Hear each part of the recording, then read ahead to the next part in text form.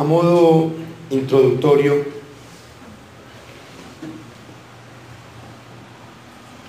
permítanme compartirles que hace unos años, voy a hacer un paréntesis antes de introducir el mensaje.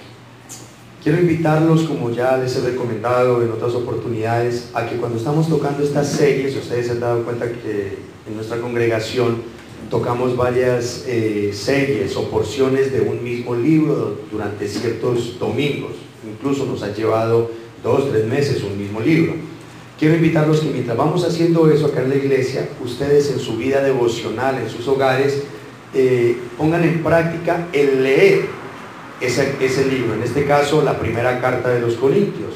Son 15 capítulos, unos más largos, un poco más, otros más cortos, pero es interesante leerlos en sus hogares para que vengamos acá y empalmemos, para que podamos tener un entendimiento un poco más claro y más amplio de lo que vamos a recibir en la congregación. Amén. Les hago esa invitación. Hace unos años, cuando antes de conocer del Señor, una de mis cuñadas estaba en vísperas de casarse y estaba muy feliz, muy contenta porque ya en preparativos de su matrimonio, y invitó a una reunión familiar y en la que estuvo su novio, su prometido ahí con nosotros. Uno sin conocer del Señor, uno es muy imprudente, y haciendo un chiste de mal gusto le digo yo al futuro marido, le digo: oiga, hay un disco parrandero que dice que el matrimonio es una cruz muy dura, que al que no mata lo desfigura. ¿Usted lo ha escuchado? Mi cuñada escuchó esa bromita y casi me pega, casi le vinagro al novio.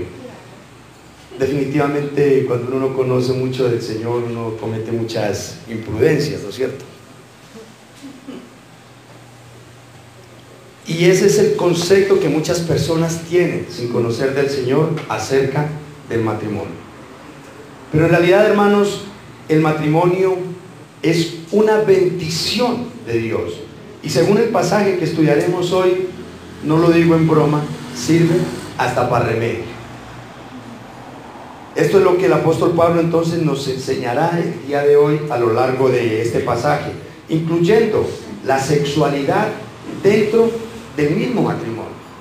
De hecho, el tema de la sexualidad siempre ha sido un tabú en nuestra cultura, pero para Dios, si ustedes lo acaban de ver, y enseguida lo vamos a releer nuevamente el pasaje, lo acaban de ver, de que la sexualidad para Dios y para la palabra de Dios no es un tabú.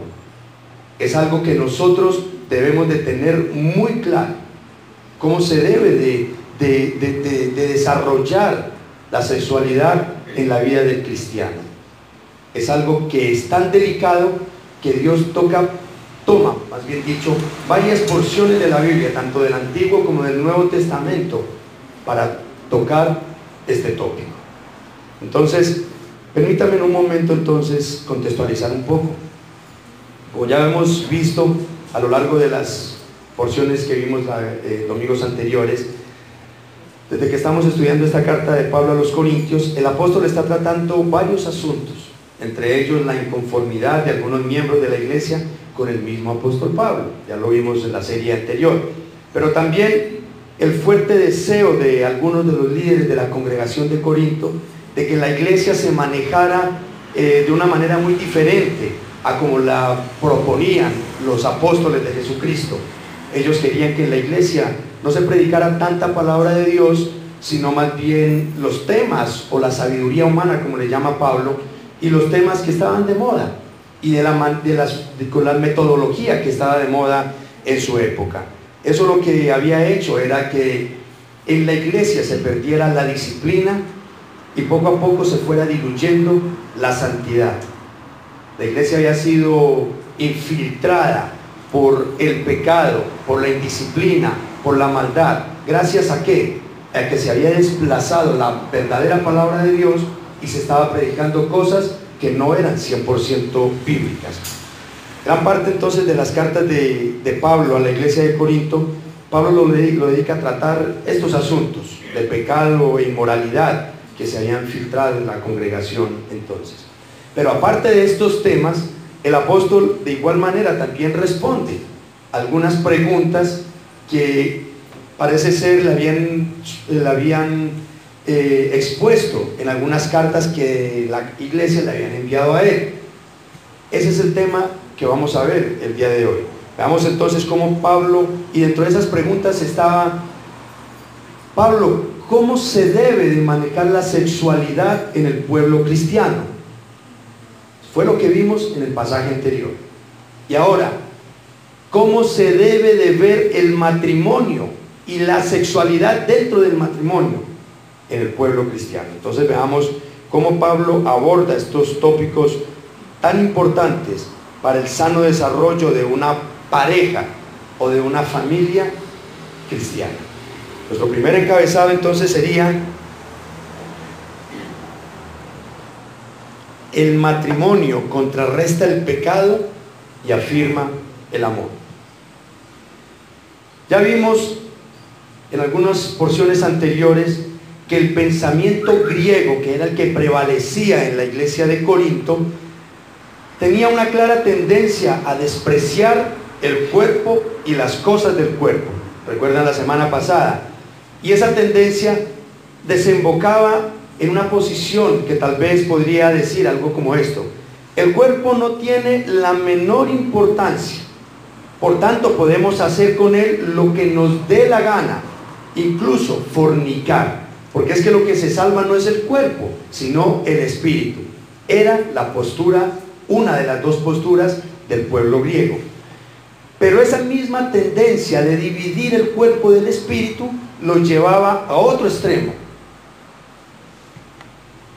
Ellos podían decir: el cuerpo es malo, por lo tanto no debemos tenerlo muy bien sujeto, debemos anularlo de toda posibilidad de la carnalidad. Si miran que es otro punto totalmente diferente. El otro es: podemos hacer lo que queramos con el cuerpo, y esta otra es: es tan pecaminoso el cuerpo que debemos de sujetarlo de tal manera, limitándolo absolutamente de toda exposición que pueda tener al pecado.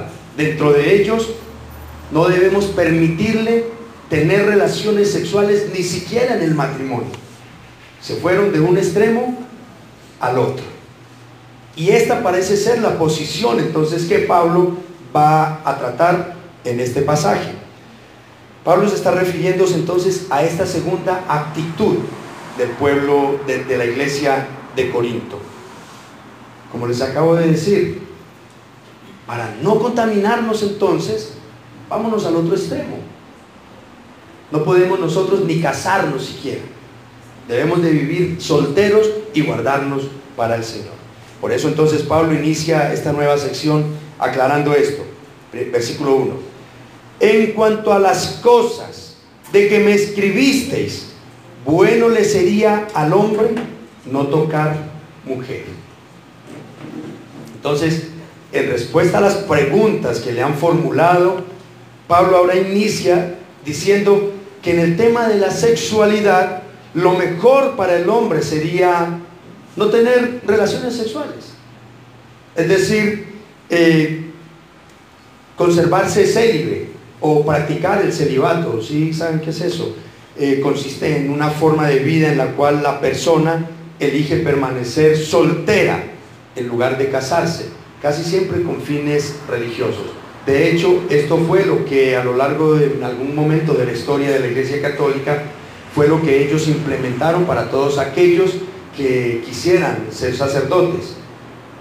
Pero como lo vamos a ver, no es un mandato bíblico. No quiero entrar en el tema del celibato en la Iglesia Católica, hago simplemente un recuento histórico.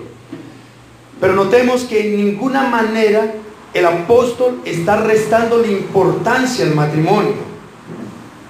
Cuando él dice que es mejor no tener relaciones sexuales, ahora lo que nos va a decir es todo lo contrario, es honrar el matrimonio. Es lo que vamos a ver a lo largo de la enseñanza. Por eso en el versículo 2 dice nuevamente, versículo 2: pero a causa de las fornicaciones, cada uno tenga su propia mujer y cada una tenga su propio marido. Entonces en el versículo anterior, de alguna manera pareciera que Pablo apoyara a estos cristianos radicales que en busca de la pureza de la iglesia proponían que lo mejor era que nadie tuviera el más mínimo acercamiento con el sexo, ni aún dentro del matrimonio. Entonces Pablo dice, eso sería lo ideal, eso sería lo mejor, ¿no? Es lo que dice, eso sería muy bueno, digo en el versículo anterior. Pero el apóstol, guiado por el Espíritu Santo, conoce la realidad del asunto y sabe que en un lugar como Corinto, donde todo, según la historia y la misma palabra, donde todo huele a sexo, al punto de que existía en este lugar el templo a la diosa Artemisa, donde había 1000 prostitutas para atender a los hombres que fueran a adorar a su Dios en ese lugar. Podría uno hacerse una idea de que en muchas esquinas había mujeres prostitutas ofreciéndose, brindándose a los hombres. Entonces Pablo dice, hombre, lo que ustedes proponen está muy bien, eso sería un buen ideal, pero no pasa de ahí, de un ideal. La realidad es otra. Pablo sabe que imponerle ese celibato a los cristianos, que no tengan el más mínimo deseo sexual en esas condiciones y en ese lugar, es prácticamente imposible. Y poco a poco vamos a ir entendiendo por qué es imposible. La ordenanza, entonces, el mandato que Pablo da es que cada creyente se case y tenga su propia esposa. En el caso pues de las mujeres, que tengan su propio marido. Es bueno aclarar entonces que el término aquí propio se debe entender como algo que le pertenece a alguien, que es única y exclusivamente de una persona. En este caso, la esposa le pertenece al esposo y el esposo le pertenece a la esposa. Palabras más, palabras menos, es lo que Pablo está diciendo. Hermanos, el matrimonio consagrado a Dios realmente es la mejor forma de contrarrestar la inmoralidad sexual y todo lo que ésta conlleva, aparte de afirmar, o más bien de reafirmar verdaderamente las relaciones de pareja, basadas en ¿qué? En el amor, en el respeto, en la satisfacción del uno al otro, sin egoísmo, sin depravaciones, tal como lo está mandando aquí el Señor. De hecho, en el libro de los Proverbios dice, el capítulo 5, versículos 18 al 19, sea bendito tu manantial y alégrate con la mujer de tu juventud, como sierva amada y graciosa gacela, sus caricias te satisfagan en todo tiempo, y en su amor recréate siempre. Es lo que manda la palabra de Dios. Cómo se debe de manejar la sexualidad dentro del matrimonio. De manera entonces que, teniendo claro que el matrimonio es la ordenanza de Dios para evitar el pecado, es bueno saber algunos de los deberes que eso implica. Sería nuestro segundo encabezado. La sexualidad es un deber de pareja en el matrimonio.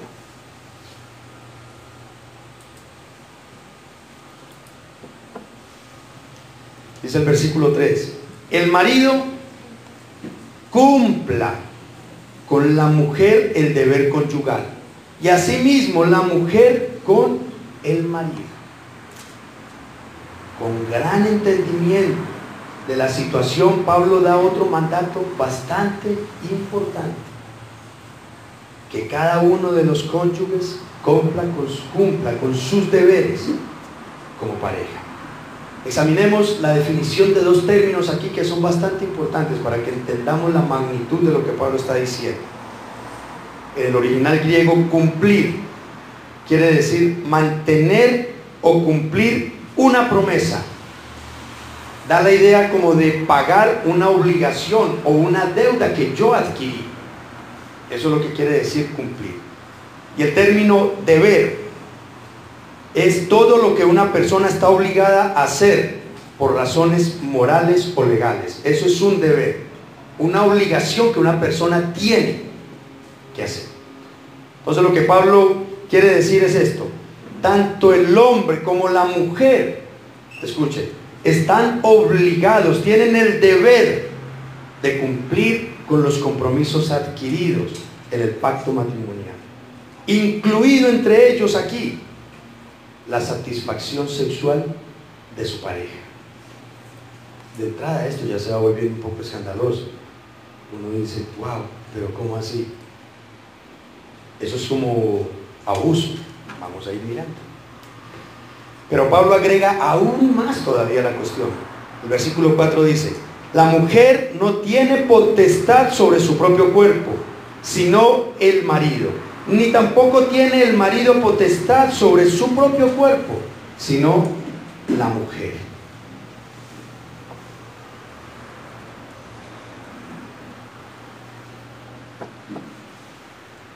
Aquí el hombre no le puede decir a la esposa, mija, sujétese al marido. En este caso la esposa le puede decir al esposo, mijo, sujétese a la esposa. Porque aquí los está tratando con igualdad. El cuerpo, el hombre, incluyendo su cuerpo, le pertenece a la esposa. Y a la inversa también, el cuerpo, la mujer y su cuerpo le pertenecen al esposo. Dicho de otra manera, el uno le pertenece al otro.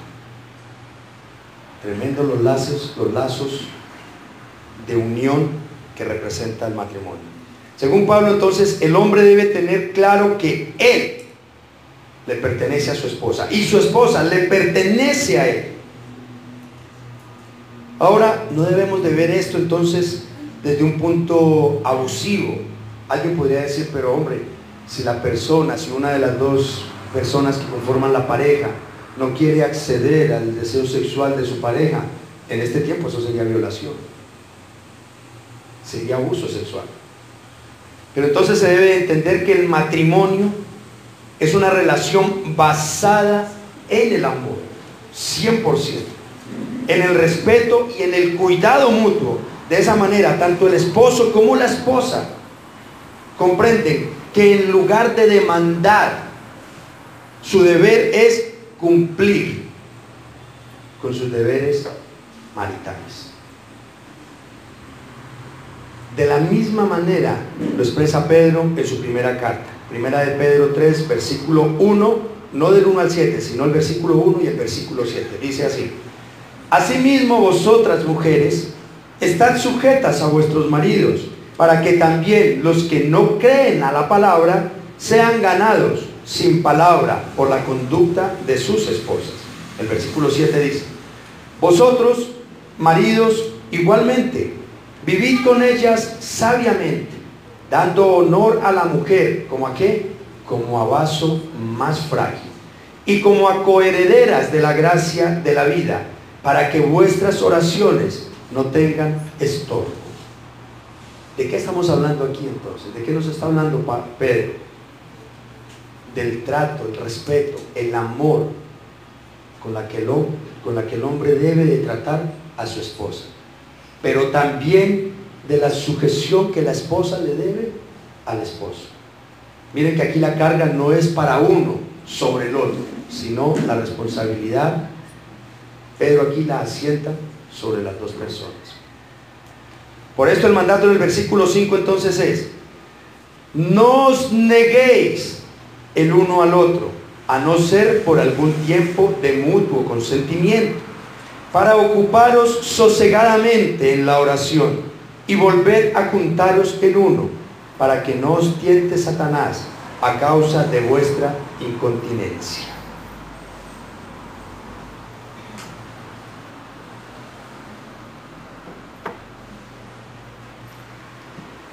En una porción bíblica relativamente corta, con un tema que tal vez no esperábamos mucho, hay 4 imperativos, es decir, 4 mandatos, y todos abarcan al tema de la pareja y de la misma sexualidad. Tengamos presente eso, que son mandatos. Pablo manda entonces aquí que no se deben de privar, no se nieguen el uno al otro. El término aquí, negar, que el apóstol está usando, da la idea de robar a alguien un derecho que le pertenece. Miren esto: negar aquí sería robar a alguien un derecho que le pertenece. Por ejemplo, en nuestro país, según la Constitución, hago la aclaración, tenemos derecho a la salud por parte del Estado. Y si el Estado nos niega este servicio, entonces nos estaría robando el derecho constitucional que tenemos. En el tema que Pablo está tocando entonces aquí, significaría que si un cónyuge se niega caprichosa o egoístamente a satisfacer a su pareja, estaría robando un derecho que bíblicamente le ha sido concedido. Por eso Pablo dice: no os neguéis el uno al otro, no le roben el derecho que el otro tiene sobre usted, y que el otro no le robe el derecho que usted tiene sobre él. Y es muy específico, es muy preciso a qué tema se está refiriendo. Al parecer entonces entre los corintios ya se estaba presentando este problema, y es muy probable que esta abstinencia forzada por parte de las esposas ya se estaba prestando para que los hombres cayeran en pecados sexuales, yendo a satisfacer sus deseos y necesidades a otros lugares. Por eso les decía que la sexualidad dentro del matrimonio sirve hasta para remedio, porque evita de alguna manera que la persona, sea hombre o mujer, esté más expuesta a la inmoralidad sexual, a la fornicación. Oigan, la ventaja de uno predicar la palabra de Dios, ¿saben cuál es? Que cuando hay algo que no les guste, fallamos a la palabra de Dios, que ahí tenemos el respaldo.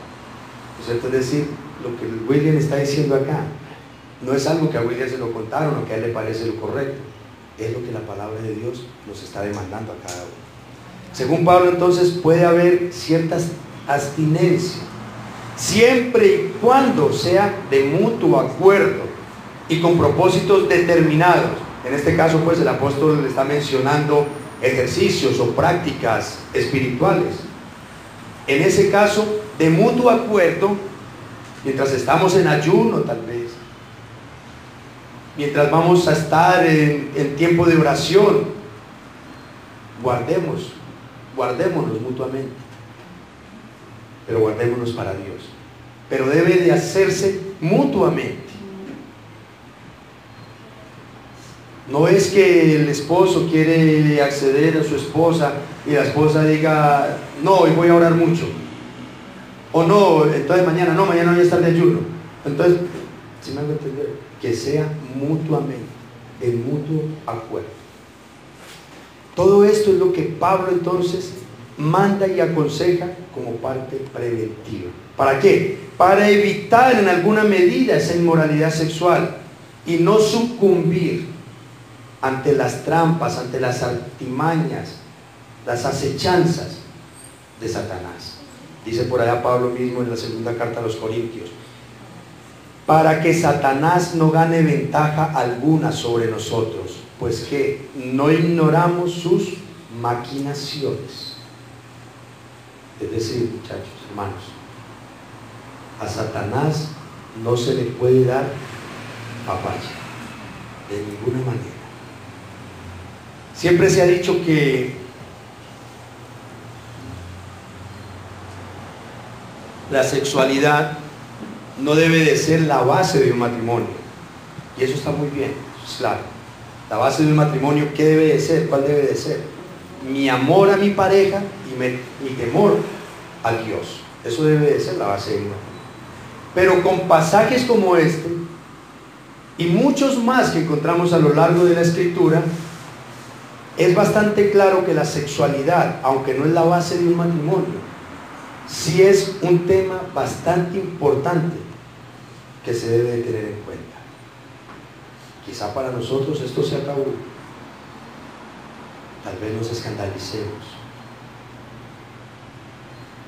pero es importante tener en cuenta todas estas áreas en el buen desarrollo y funcionamiento de un matrimonio. Claro está, ¿no? Con las medidas pertinentes según las circunstancias lo apremian. Por eso Pablo quiere dejar claro algo. Los versículos, nuestro tercer encabezado: cada persona y cada pareja es diferente. El versículo 6 dice: mas esto digo por vía de concesión, no por mandamiento. Es decir, el tema de la abstinencia en algunos casos no es un mandamiento de Dios. Pablo lo está dejando muy claro acá. Lo digo yo, dice Pablo, como ser humano. Es algo, es decir, no es que obligatoriamente se tenga que hacer así, como Pablo lo acabó de explicar, en el tema de la abstinencia específicamente. Es decir, ustedes sabrán, conforme el Señor los guíe, dependiendo cómo ustedes manejen sus relaciones como pareja, así mismo Dios los guiará. Y lo mismo pasa con el tema del celibato. Por eso también lo aclara en el versículo 7. Quisiera más bien que todos los hombres fuesen como yo, dice Pablo, célibe. Pero cada uno tiene su propio don de Dios, uno a la verdad de un modo y otro de otro. Pablo, por ser soltero, disfrutaba de libertad e independencia para servir al Señor. Esta posición fue lo que le permitió a Pablo, de cierta manera, muchos privilegios en cuanto al servicio a Dios y su pueblo. De manera que amorosamente Pablo expresa: sería ideal, sería muy bueno que todos los que quieren servir a Dios fuesen solteros. ¿Para qué? Para que puedan tener más autonomía, más independencia, más libertad para servir al Señor. Ya sabemos la situación de Pablo, que se iba 2 años, 3 años a fundar una iglesia, después se iba 6 meses a otra, después otro año a otro lugar. Su soltería le facilitó muchísimo este ministerio. Pero Pablo es muy consciente que esto no depende de la persona, no depende que yo quiera hacer eso. Dice aquí muy claramente: según el propio don que Dios le haya dado. Es decir, ni Pablo mismo está diciendo: yo lo hago porque yo quiero, porque me gusta servir al Señor. No, Pablo está reconociendo que esa abstinencia que hay en él es un don que Dios mismo le ha dado. Y de la misma manera, si a ustedes, dice, es lo que trata de decir Pablo, si a ustedes el Señor los ha bendecido con una pareja en un matrimonio, ese es el regalo de Dios para ustedes. Así es que disfruten ese regalo de Dios, ese matrimonio, disfruten la sexualidad, disfruten la unión. Y a los que estamos solteros, como don de Dios, disfrutemos esa soltería, pero para el servicio de Dios. De modo que cada persona y cada pareja sirven a Dios y viven su vida según el don que Dios le haya dado a cada quien. Porque finalmente, tanto la abstinencia como el matrimonio son regalo de Dios. Iglesia,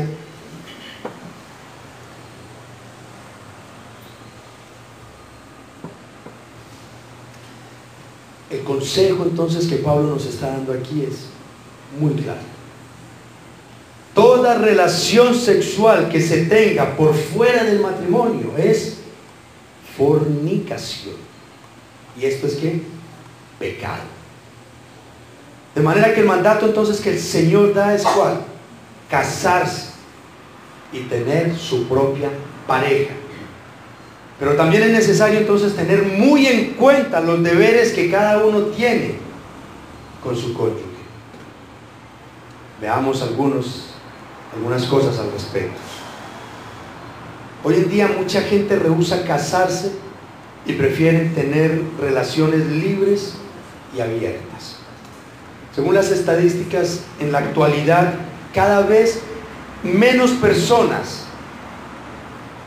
y menos parejas quieren casarse, o al menos cada día menos gente piensa en casarse. Aún en el mismo pueblo cristiano la gente le está, digámoslo, sacando el cuerpo al matrimonio.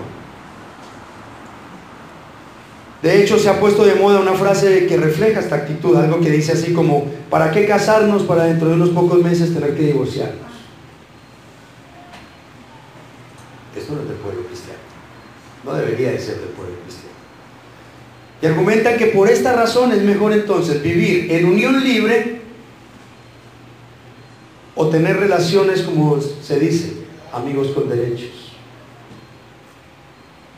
por no asumir las responsabilidades que la misma Escritura está demandando. Hermanos, estas prácticas de pareja, cuando hay sexo de por medio, por fuera del matrimonio, tanto de creyentes como de incrédulos, aunque hayamos avanzado mucho, hayamos evolucionado mucho, esas prácticas, ¿saben cómo se siguen llamando? Fornicación. No ha cambiado el nombre. Sigue siendo el mismo pecado de hoy a como hace 2000 años en los tiempos de Pablo. Pero también el modernismo le resta importancia al matrimonio e indirectamente promueve la fornicación. El decir de muchos consejeros modernos de hoy en día es: hombre, no se casen apresuradamente, conózcanse en un tiempo, salgan a pasear, disfruten, pasen bueno.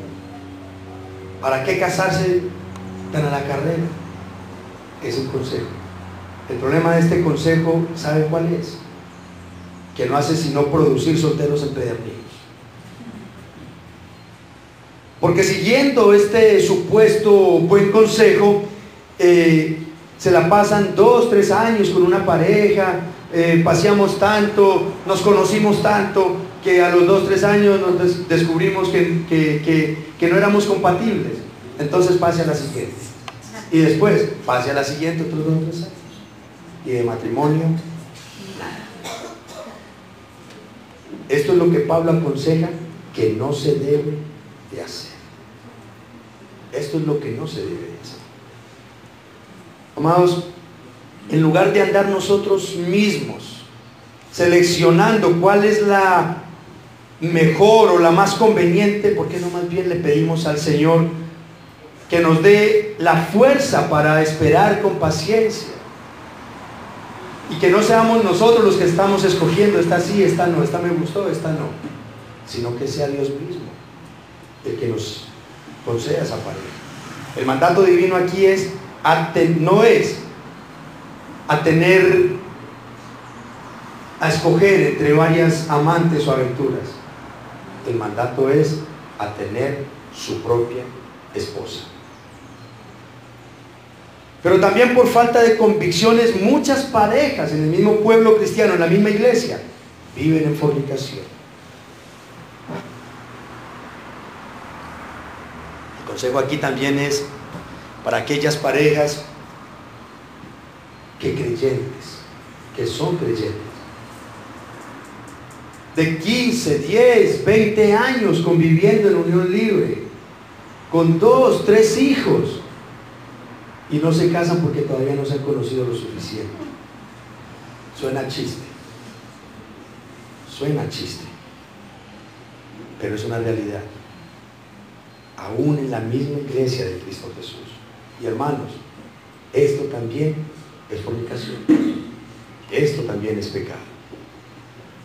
Las personas que viven en este tipo de relación lo justifican aduciendo que están esperando que su pareja cambie algunas cosas. Permítanme exponerles un par de puntos al respecto. Si viviendo en unión libre tu pareja no ha cambiado en 10 o 20 años, lamento decirte que ya no ha cambiado. Y en segundo lugar, si estás viviendo en pecado, es decir, en fornicación, en unión libre, ¿cómo pretendes que el pecado traiga cambios y santidad a tu hogar? Si de hecho ya empezamos viviendo mal. Debemos de recordar que Dios bendice la obediencia. Pero si yo estoy viviendo en fornicación, en pecado, ¿cómo yo puedo esperar que mi esposo o mi esposa sea un santo, una santa, si ya estoy haciendo las cosas mal? En este caso el mandato no es a tener una compañera en la casa. El mandato es el mismo, a tener nuestra propia esposa o el propio esposo en el caso de las mujeres. Sin duda alguna, hermanos, en el ámbito espiritual el matrimonio es una bendición.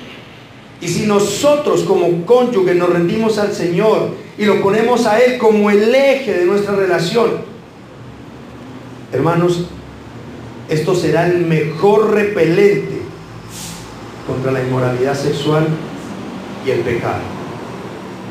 Ahora ustedes me dirán tal vez: oiga, pero es que yo conozco una pareja que vivía lo más de bueno mientras estaban en unión libre y se casaron y la vida se les puso patas arriba. Permítanme decirles que si yo me caso solamente por cumplir un requisito, solamente por hacer una ceremonia bonita y esplendorosa, por tener unos invitados y unas fotos, un video para recuerdo más adelante, pero si no lo hago por temor a Dios y por amor a mi pareja, mejor no lo hagamos, porque va a ser peor. El matrimonio debe de ser siempre basado en el amor y el temor de Dios. La pregunta aquí sería: si tienes tu novia de hace tiempo o han estado conviviendo en unión libre, ¿qué les impide casarse? ¿Qué les impide casarse? Algunos dirán que es que el matrimonio es una cosa demasiado seria, pero yo te diría: ¿acaso la palabra de Dios y sus mandamientos no son lo suficientemente serios también? De hecho, son muchísimo más serios y delicados de lo que nosotros mismos pensamos. Yo no sé si ustedes conozcan personas o familias así, que desafortunadamente en la misma iglesia, varios meses y años, muchos años, y todavía viviendo en fornicación. Hermanos, el consejo de parte de este servidor y el mandato de Dios es: organicen sus cosas ante Dios. Pero el matrimonio también demanda deberes y muchas parejas no quieren cumplir con ellos. No solo se trata entonces de tener nuestro propio cónyuge, sino también de cumplir con los deberes que le corresponde a cada uno. La complacencia mutua en la sexualidad, como lo vimos en el pasaje, es un deber que se debe de cumplir en el matrimonio. Muchas relaciones hoy se están deteriorando porque alguno de los dos cónyuges o ambos no cumplen con sus deberes que les corresponde como pareja, incluyendo este deber de la sexualidad. Pero en muchos casos lo más lamentable, ¿saben qué es? Las razones, o más bien en algunos casos los pretextos que argumentan para justificar el incumplimiento de este deber. Ejemplos: ay, hoy estoy indispuesta, pero ayer también estuviste indispuesta y la otra semana estuviste indispuesta también. O ya no siento deseo, ya no lo disfruto. O es que de un rato para otro eso me parece sucio, me parece poco espiritual. O tal vez hay cosas más importantes que hacer. O simplemente se volvió una rutina. Y muchas razones más. Yo pregunto: ¿qué tan justificables son estas razones? Seguramente algunos argumentos tendrán mucho peso, pero ¿sí son verdaderamente justificables? ¿Si estoy pensando yo en mi pareja? ¿Si estoy teniendo en cuenta los deberes que Dios me asignó a mí como cónyuge? Esto que nos parece un tabú y tan sucio a veces es un mandato de Dios, y es algo que se debe de tener muy presente en el sano desarrollo de una relación de pareja. La honestidad de nuestros deberes conyugales depende en gran parte en qué tan fuerte sigue siendo nuestro amor hacia la pareja y hacia Dios mismo. Ahora no quiero decir que no hay nada que justifique una negación a la intimidad. Claro que hay muchas razones, muchas, y razones justificables para negarse. Es ahí donde debe de prevalecer el amor en la pareja, la confianza en la pareja, para que haya comprensión, respeto y apoyo. Simon Kistemaker, un gran escritor de literatura bíblica, tiene uno de los mejores comentarios del Nuevo Testamento, tanto en inglés como en español. Dice esto en esta porción bíblica, dice, abro la cita y presten atención: cuando Dios creó al varón, dijo: no es bueno que el hombre esté solo, le haré una ayuda idónea para él. Creó a Eva de una de las costillas de Adán. Así Dios mostró que aunque Adán era una criatura perfecta en su momento, estaba incompleta hasta que Dios le proveyera su contraparte. Calvino comenta: el varón es solo la mitad de su cuerpo, y lo mismo ocurre con la mujer. Dios nos ha creado de tal manera que en el matrimonio el hombre complementa a la mujer y la mujer complementa al hombre.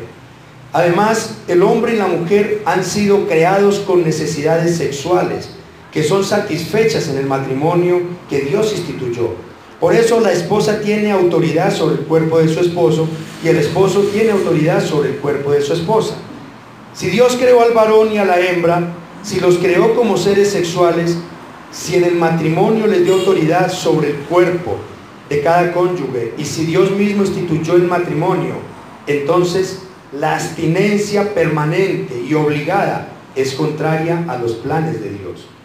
En conclusión, cuando el compañero defrauda a su pareja, está violando una ordenanza de la creación de Dios, y en lugar de ser más espiritual, se convierte en más pecaminoso. Cierro la cita. Hermanos, esta es la sabiduría de Dios. Nuestro Dios se ocupa incluso de aquellas cosas que a veces consideramos sucias, pero la sexualidad bien manejada y conforme el Señor manda es una bendición y un mandato divino.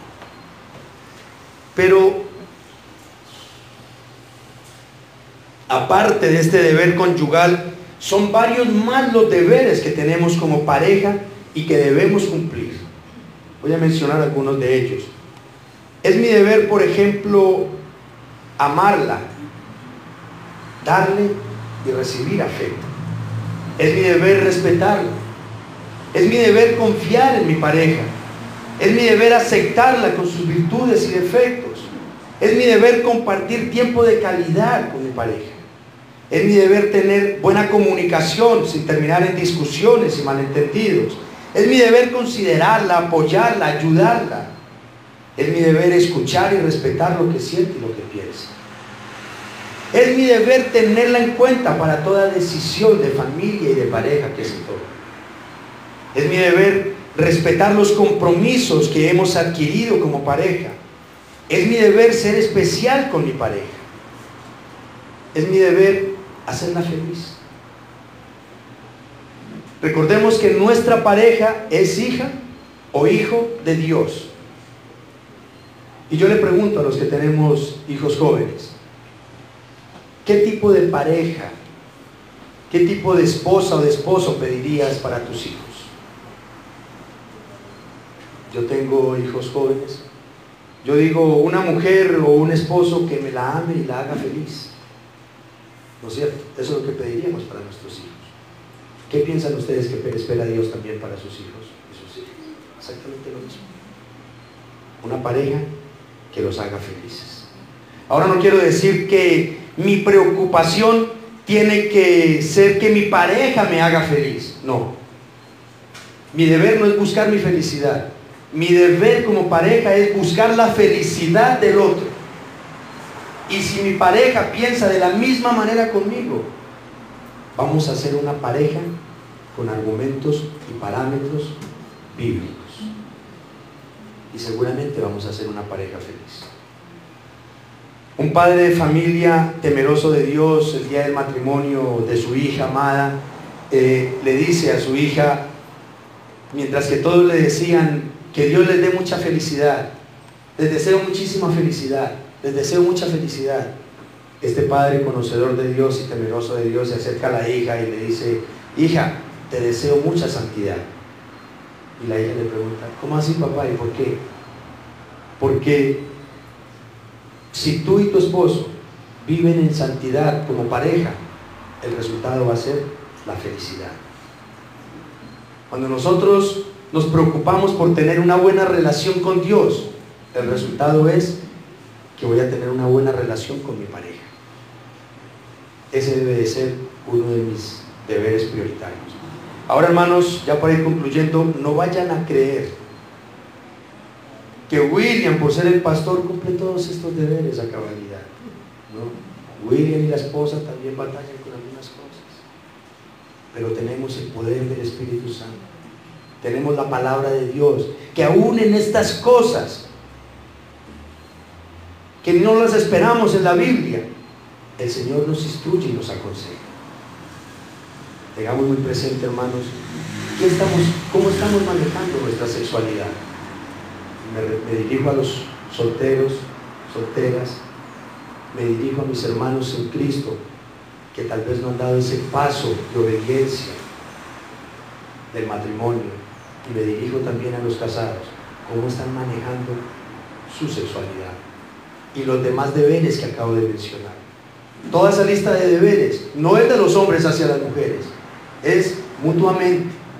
También mi mujer debería de escucharme con paciencia y con amor y respetar lo que yo siento y lo que yo pienso. Es para ambos. De manera, hermanos, que el matrimonio entonces no es como le dije a mi cuñada cuando se iba a casar, como dice el disco, es una cruz muy dura que al que no mata lo desfigura. No, el matrimonio es una bendición, y como lo acabamos de ver, en gran medida es un remedio contra el pecado, siempre y cuando vivamos nuestro matrimonio como Dios manda. Y cierro con esta frase: el matrimonio es el uno para el otro, tal como nos lo describió la palabra de Dios. Amén. Vamos a orar y a darle gracias al Señor. Soberano Dios,